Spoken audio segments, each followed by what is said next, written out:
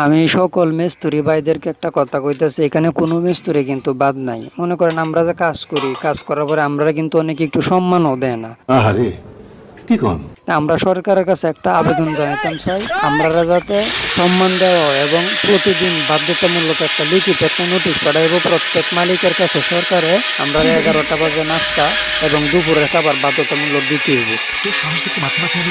কাজ শেষ হলে টিহা বসলে কোনো ঘোরাঘুরি করতেছি না, কাজটা শেষ হইতে টিহাটা দিয়ে দিতে হইব। আর আমরা যে এত রিক্সে কাজ করি, আমরা কি কোনো ভবিষ্যৎ আছে? নাই। আমরা আজকে পরে মরে গেলে, একটা অ্যাক্সিডেন্ট নিয়ে মারা গেলে আমাদের ভবিষ্যৎ অন্ধকার। আমাদের বউ ফুলাবান মা বাচ্চা এগুলো যে আছে, এগুলো কে দেখবে বা চিন্তা করে দেখছেন? কেউ কিন্তু দেখা নাই। যারা সরকারি চাকরি করে এরা তো মোটা অঙ্কের একটা বেতন পাই, আবার টেবিলের তলে দেওয়া নাকি টিহা কামাইল, আবার দেশটাকে এরা ধ্বংস করিলে বিদেশে টিহা পাচার করে।